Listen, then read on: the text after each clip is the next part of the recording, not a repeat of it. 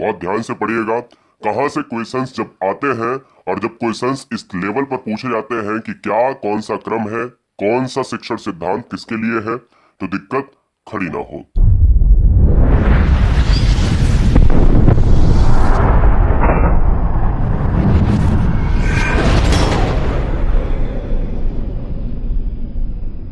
Chapter का नाम डालिएगा भाषा अधिगम और भाषा अर्जन। भाषा क्या है, डायरेक्ट ये क्वेश्चन पिछले 3 साल से आ रहा है। देखिएगा दोस्तों, भाषा वह साधन है, यानी भाषा वह साधन है जिसके द्वारा हम अपने विचारों को व्यक्त करते हैं। भाषा मुख से उच्चारित होने वाले शब्दों और वाक्यों आदि का वह समूह है जिनके द्वारा मन की बात बतलाई जाती है। यानी हम अगर अपनी अभिव्यक्ति को आप तक पहुंचाते हैं, अपनी बातों को आप तक पहुंचाते हैं, तो वही तो भाषा है। सामान्यतः भाषा को वैचारिक आदान प्रदान का माध्यम कहा जाता है। ये एक बहुत जड़ वाली कड़ी थी, यानी इसको तो हर बच्चे को पता होना चाहिए कि भाषा क्या है। भाषा का माध्यम क्या हो सकता है, या तो लिखित हो सकता है या तो मौखिक हो सकता है। जब हम किसी पत्र को पढ़ते हैं तो वो लिखित होता है, जब हम सामने बोलते हैं प्रत्यक्ष तो वो होता है मौखिक। पॉइंट यहां से भी एग्जाम में पूछा जा रहा है, पिछले 2 सालों में ये भी एक बार पूछा गया है कि जो भाषा धातु है ये कौन सी धातु से बना हुआ है। तो मैं आपको बता देता हूं कि भाषा संस्कृत की धातु से बना हुआ है जिसका नाम है भाष। यानी जो भाषा है ना, ये किससे बना हुआ है, ये भाष से बना हुआ है। धातु से उत्पन्न हुआ है क्या, ये ठीक है ना। इसका अर्थ होता है क्या बेटा, बोलना होता है। ये दिमाग में आपको बैठा लेना है, समझ रहे हो ना। तो ये फैक्ट एग्जाम में आ सकता है कि आपको एक लैंग्वेज और एक धातु, ये दोनों फैक्ट याद रखने हैं कि भैया भाषा का निर्माण या भाषा की उत्पत्ति कहां से हुई है। आपको पूरी तरीके से मैंने प्लेलिस्ट नीचे दे दी है। फटाफट जितना भी आप स्पीड में देख सकते हो, नोट्स को मेंटेन कर सकते हो। समय बहुत कम है, इसलिए जितने भी बच्चे यहाँ पर अगले एग्जाम को क्रैक करना चाहते हैं वो सभी बच्चे ईमानदारी से सिलेक्शन के लिए सब्सक्राइब कर ले। नीचे हमने फ्री प्लेलिस्ट आपको दे दी है। भाषा की प्रकृति की बात करें तो इन 7 पॉइंट को, 7 से 8 पॉइंट को बहुत ध्यान से देख लीजिएगा। एग्जाम में 7 से 8 पॉइंट यही आते हैं। भाषा एक अर्जित संपत्ति है जिसे प्रयोग के माध्यम से ही ग्रहण किया जा सकता है और आदान प्रदान के द्वारा ही इसका विस्तार होता है। अर्थात यह पैतृक नहीं है। अगर आप ये समझ लें कि हमारे बाबा बहुत अच्छे ओरेटर थे, बहुत अच्छे वक्ता थे, बहुत अच्छा बोलते थे, मंच संचालन करते थे, मंच संचालक थे, ऐसा नहीं हो सकता कि आप भी उसी परंपरा पर चलते आए। आपको सीखना पड़ेगा। यह एक अर्जित संपत्ति है, तो क्वेश्चन में आता है कि यह अर्जित है या नहीं है। तो ऑप्शंस में जैसे ही अर्जित मिले तो वहां पर एक ऑप्शन होगा अर्जित, एक ऑप्शन होगा जन्मजात। तो भाषा जो है एक अर्जित संपत्ति है जिसे प्रयोग के माध्यम से ही ग्रहण किया जा सकता है। आदान प्रदान करेंगे तो ही इसका विस्तार होगा, ठीक है ना। भाषा एक कैसी है, तो इस फैक्ट को याद रखना। ये वाला आपको एग्जाम में ऑप्शंस मिलेगा। भाषा एक सामाजिक तथा परंपरागत वस्तु है। भाषा अनुकरण से सीखी जाती है। अनुकरण का मतलब क्या होता है, यानी दूसरों को देखकर। समझ में आया। अनुकरण का मतलब होता है जैसा दूसरे बोलते हैं या जैसा दूसरे करते हैं वैसा ही हम अगर कर ले। यानी अनुकरण का मतलब ऐसे आसान भाषा में कहा जाए, मोटा मोटा, तो नकल कहा जाता है। जो दूसरा करेगा वही हम करेंगे। भाषा में निरंतर परिवर्तन होता है, अर्थात यह परिवर्तनशील होती है। जैसे एक समय अगर आप हमारी वीडियोस को देखेंगे, पुरानी वीडियोस को देखेंगे, तो कभी कभी हम खोल लेते हैं तो हमें भी कभी कभी हंसी आ जाती है। लेकिन क्या हम चाह कर भी हम चाहें तो उनको हटा दें? नहीं हटाते हैं, क्योंकि मुझे ऐसा लगता है कि वो आज की वीडियो के अलावा, आज की वीडियो की अपेक्षा वो बहुत वीडियो अलग थी। क्योंकि हम उसमें बहुत तेज बोलते थे, बहुत जल्दी जल्दी बोलते थे, है ना। और इतना जल्दी स्पीड में बोलते थे कि अगर आज हम देख लेते हैं तो हमें ये लगता है यार हम तो ऐसे भी बोलते थे। और आज अगर उनकी वीडियो से, यानी पहले वाली वीडियो से कंपैरिजन किया जाए तो परिवर्तन है ना। इसीलिए कहा गया कि यह परिवर्तनशील है। प्रत्येक भाषा की अपनी व्यवस्था होती है जिससे उसके स्वरूप का पता चलता है। जैसे ध्वनि, रूप, वाक्य, तत्व, अर्थ, तत्व वर्णमाला, तत्व शब्द, रूप वाक्य, संरचना सार्थक, प्रयोग। यानी हर तरीके की भाषा का एक स्वरूप होता है।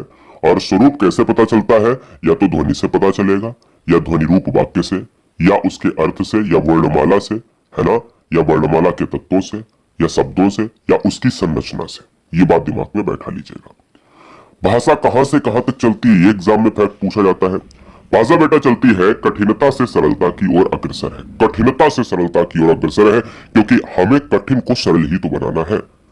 और जब आप एग्जाम में फैक्ट आप पढ़ते हो मनोविज्ञान में, तो हम कहते हैं कि हमें कहां से कहां तक चलना चाहिए, हमारा शिक्षण सूत्र कहां से कहां तक है, तो वो है सरल से कठिन की तरफ।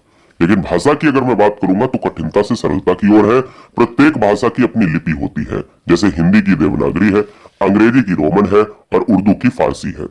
याद रखिएगा, हिंदी की जो लिपि है वो देवनागरी है, अंग्रेजी की है वो रोमन है और उर्दू की है जो है फारसी है। पंजाबी की गुरमुखी है, नोट कर लीजिएगा। भाषा, हाँ पंजाबी की एग्जाम में आता भी है, मैं नोट करा देता हूं। पंजाबी की जो है, लिख नहीं पा रहा है सही से, कोई बात नहीं, गुरमुखी हो जाएगा, ये दिमाग में बैठा लीजिएगा। भाषा संस्कृति और सभ्यता से जुड़ी हुई होती है, साथ ही भाषा में सीमाबद्धता होती है। याद रखिएगा, संस्कृति और सभ्यता को कतई नहीं भूलना है, और ये संस्कृति सभ्यता का मतलब है, मतलब कंफर्म है कि ये सामाजिक रूप से जुड़ी होंगी। ठीक है ना। चलिए, भाषा अर्जन क्या है। अब भाषा अर्जन देखिए, भाषा आपने सीख लिया, भाषा के किस तरीके से तत्व होते हैं वो सीख लिया आपने, कहां से कहां तक चलती है, कैसे बनती है, कैसे उत्पत्ति हुई, ये आपने सीख लिया। भाषा अर्जन की प्रक्रिया के बारे में चामस्की भी अभी आपको यहाँ पर मिलेंगे। चामस्की से एग्जाम में क्वेश्चन हमेशा आता है, तो चलिए देख लेते हैं। भाषा अर्जन प्रक्रिया जो है कि अर्जन का अर्थ क्या होता है। अर्जन का अर्थ होता है किसी भी भाषा को व्यक्ति स्वयं के प्रयासों द्वारा अर्जित कर सकता है, तथा भाषा एक अर्जित संपत्ति है। मैंने अभी ऑलरेडी ऊपर आपको बताया। भाषा क्या है। भाषा एक दोस्तों अर्जित संपत्ति है। वीडियो को लाइक करने के लिए आप सभी का दिल से धन्यवाद। अगर आप नए हैं या आप कोई भी बहन कोई भाई नया है इस परिवार में, तो अपना डिस्ट्रिक्ट जरूर कमेंट करें, ठीक है ना। बहुत सुंदर, सब्सक्राइब कर लें ईमानदारी से। अर्जन का अर्थ क्या होता है। अर्जन का मतलब होता है जब किसी चीज को अर्जित करें, समझ रहे ना। और अर्जित करने की संपत्ति ही तो भाषा है, यह बात दिमाग में बैठा लीजिएगा। भाषा अर्जन द्वारा बालक अपनी प्रथम भाषा को सीखता है। यह बहुत इंपॉर्टेंट फैक्ट है। ये एग्जाम में 100% नहीं, 101% एग्जाम में आएगा। यहीं से क्वेश्चन बनते हैं, बच्चा रटता है। आपने क्वेश्चन में तो रट लिया होगा मातृभाषा, लेकिन क्वेश्चन आया कहां से। क्वेश्चन यहां से आया है, ये पेडागोजी है। भाषा अर्जन द्वारा बालक अपनी प्रथम भाषा, तो क्वेश्चन में आएगा मातृभाषा कैसी भाषा, द्वितीय भाषा, प्रथम भाषा, तृतीय भाषा। तो प्रथम भाषा बच्चे की होती है मातृभाषा। मातृभाषा का मतलब होता है मदर टंग, यानी घर की भाषा, ठीक है ना। ये याद रखिएगा। चामस्की के अनुसार की अगर मैं बात करूं दोस्तों, तो चामस्की क्या कहते हैं कि बच्चे भाषा अपने वातावरण से अर्जित करते हैं। ये मैंने आपको ऑलरेडी बताया। उनके अंदर जन्मजात भाषा अर्जन युक्ति होती है। बिल्कुल सही बात, यानी जन्मजात भाषा अर्जन की युक्ति होती है, लेकिन वो अर्जित करते हैं। ये नहीं है कि वो लेकर ही आएंगे। ये कहते हैं चामस्की साहब कि बच्चा अर्जित कर सकता है भाषा को, इसलिए उनके अंदर जन्मजात भाषा अर्जन करने की क्षमता या युक्ति होती है, कैपेसिटी होती है। समझ गए। भाषा अर्जन एक अवचेतन प्रक्रिया है। तो इस स्टेटमेंट को याद रखना। अगर इस स्टेटमेंट को पूछ ले तो ऑप्शन में चामस्की भी होगा, पियाजे भी होगा, वाइगोस्की भी होगा, या कुछ भी हो सकता है, पावलोव भी होगा, तो वहां पर चामस्की मारना पड़ेगा। भाषा अर्जन एक अवचेतन प्रक्रिया है, इसको नोट किया जाए। भाषा सीखने वाली समानता इस बात से अनभिज्ञ होते हैं कि भाषा सीख रहे हैं या नहीं। भाई सीखने वाले तो ये थोड़ी ना पता है, वो अपने आप एक ऐसे स्टेज पर देखिए, मरते मरते दम तक, जब हम जिंदा होते हैं, जब हम जन्म लेते हैं पृथ्वी पर, वहां से सीखते हैं, और मरते मरते सैया तक हम सीखते रहते हैं। तो हमें क्या पता चलता है कि हमें पता ही नहीं चलता कि हमने क्या सीखा। लेकिन एक टाइम ऐसा होता है कि जब हम 20 साल के होते हैं, 30 साल के होते हैं, तो अपन अपना पुराना समय देखते हैं और कंपैरिजन करते हैं आज के समय से, तो हम कहते हैं अरे हम तो पहले ये हुआ करते थे, आज तो अच्छे हो गए। तो इसलिए पता ही नहीं चलता है। अब हम लास्ट के फैक्ट पर बढ़ेंगे। लास्ट का फैक्ट क्या है दोस्तों, यहां पर देखिएगा। चलो, हाँ जी, देखिए लास्ट का जो फैक्ट है दोस्तों, ये है आपका बहुत इंपॉर्टेंट। लास्ट का है ये, केवल लास्ट का है, और इसमें आपको देखना पड़ेगा। भाषा अधिगम प्रक्रिया में 3 लाइनें और हम आपको बताते हैं। क्या 3 लाइनें हैं ये, कि अधिगम का अर्थ होता है सीखना, जो मनोविज्ञान में आपने ऑलरेडी सीखा हुआ है, बताने की आवश्यकता नहीं। गेट्स के अनुसार कहते हैं अनवरत द्वारा व्यवहार में रूपांतरण लाना ही अधिगम है। ये भाषा अधिगम के बारे में गेट्स ने कहा। गेट्स ने क्या कहा, 2-3 परिभाषाएं दी। वही दोस्तों प्रशिक्षण वाला गेट्स ने कहा है, ये भी अर्थ है इसका। क्रो एंड क्रो कह रहे हैं कि सीखना आदत, ज्ञान एवं अभिवृद्धियों का अर्जन है। ये आपने मनोविज्ञान में पढ़ा है।